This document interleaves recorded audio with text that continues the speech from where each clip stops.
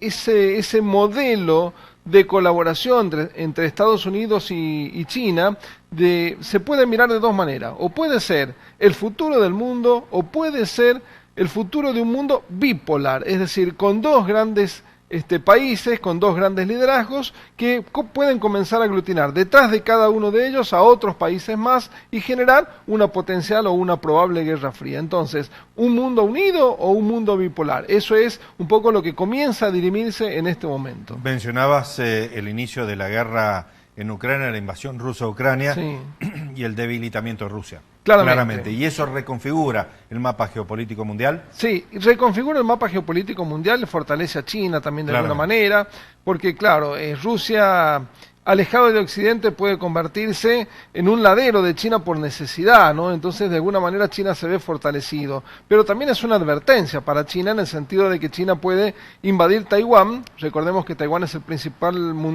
productor mundial de chips y que China es uno de los principales consumidores, ¿no? Por lo tanto, cerraría la ecuación. Pero bueno, hay una advertencia fuerte por parte de Occidente, con el liderazgo de Estados Unidos, para todos aquellos países que inicien una guerra de agresión. Y lo que se ha visto con Rusia puede ser todavía mayor en el caso de que China intentase llevar adelante una invasión a Taiwán. Hay un nuevo mundo, claramente está naciendo un nuevo mundo, en donde las sociedades también pueden llegar a demandar cambios y transformaciones. El tema es qué posición ocupará América del Sur, qué posición ocupará la Argentina, cuál será el futuro de esa competencia entre Estados Unidos y China. Es decir, un mundo que nace es un mundo que genera preguntas. Estados Unidos y en alguna medida Europa, sus países centrales, Alemania, Reino Unido, más allá del Brexit, han dejado para un tercer nivel de su interés América del Sur y América Central. Sí. Recién ahora se están dando cuenta que China está ahí y ya está aquí. De hecho, en la Argentina está. Llegan tarde. Eso. La pregunta era esa. ¿Se están dando cuenta tarde?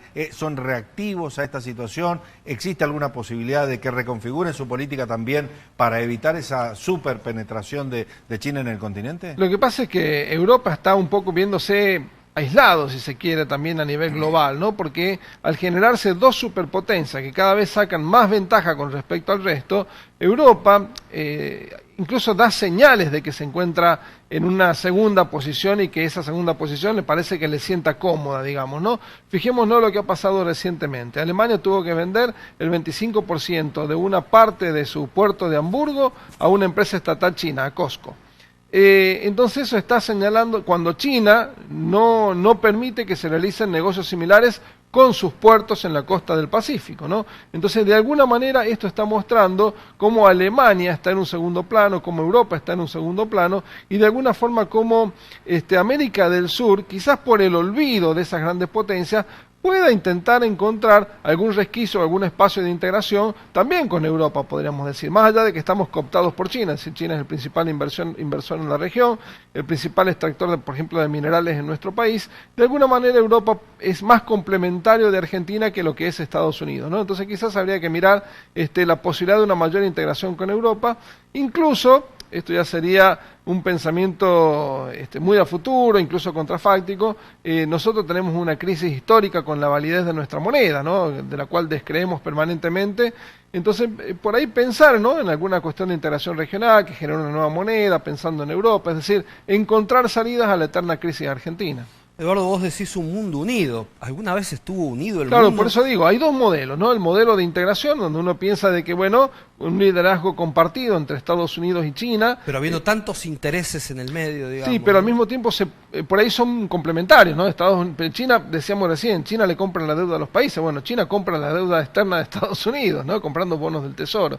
Entonces, se han vuelto interdependientes. Por eso la posibilidad de una guerra fría siempre está latente, pero no se ve tan posible, ¿no? En el hecho de que uno sea deudor del otro y que las economías sean complementarias. En todo caso, lo que puede pasar es que aparezca un nuevo Trump y pongan límites en el marco de la penetración de China dentro de los Estados Unidos, que ya ha pasado, no solamente con Trump, sino antes de Trump. También Estados Unidos buscó limitar la venta de activos energéticos a empresas de capitales chinos. No sería la primera vez que pasa. Puede ser que también se ve que la democracia está en riesgo. ¿A qué es lo que me refiero? Hasta hace muy poco nadie discutía la democracia como sistema de gobierno. De pronto hoy se está discutiendo en muchos países donde llegan gobiernos de tinte autoritario, podemos decir. Sí. ¿Está en riesgo la democracia como modelo de gestión? Yo entiendo que sí, incluso está en riesgo en países que son cuna de la democracia como los Estados Unidos, ¿no? Van a decir, bueno, esto es un tanto avesado decir que la democracia está en riesgo en Estados Unidos.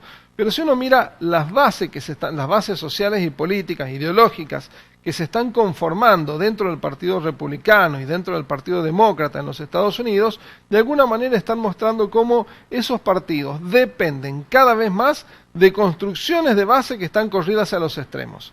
Más a la derecha el republicano, pero también movimientos sociales muy corridos a la izquierda en el Partido Demócrata, y que por distintos motivos ninguno de estos sectores cree en la democracia.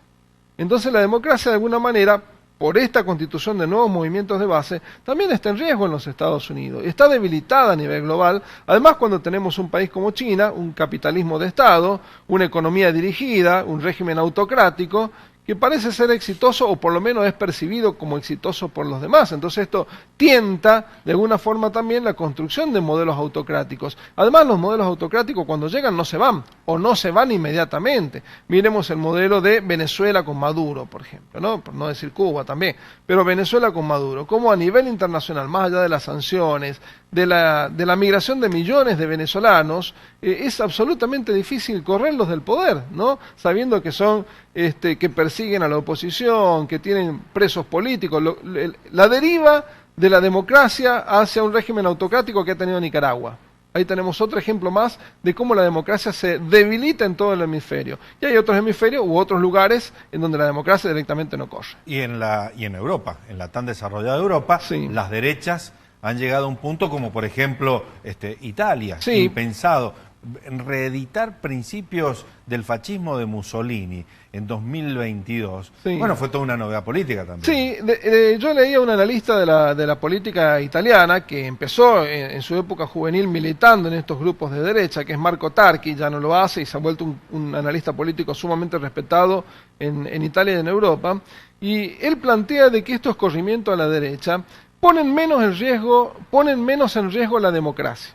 ¿Por qué? Porque son movimientos que ya llegan muy condicionados a ejercer el poder, digamos. Y con ¿no? parlamentos policromáticos. Y con parlamentos que no es fácil que acompañen las transformaciones que estos líderes propongan. Entonces terminan siendo todavía más confiables para la democracia a estos sectores de derecha que otros sectores. Sí, pero con una violencia latente también, ¿no? Lo hemos visto en Brasil, lo vimos en el final sí, de del enfrentamiento entre Bolsonaro y la izquierda. Sí, pero desde lo ideológico se puede plantear. Pero por ejemplo, el caso de Meloni en Italia sería un caso, digamos, llama mucho la atención, porque justo a los 100 años de la marcha sobre Roma, que organizó el fascismo en el mes en octubre de 1922, bueno, justo 100 años después, un movimiento que nace desde el posfascismo, ¿no? No podemos hablar de que es un neofascismo, ya sería muy aventurado, pero desde un posfascismo que nace y que bueno se fue corriendo cada vez más hacia una centroderecha, abandonando todo tinte de autoritarismo, que es muy difícil que eso pueda ocurrir en Europa cuando tenés un gobierno europeo que está controlando estos movimientos. Son temas siempre muy interesantes y apasionantes, vamos claro a sí, seguir conversando. Eduardo, como siempre, muy amable. Un gusto acompañarlos. Gracias.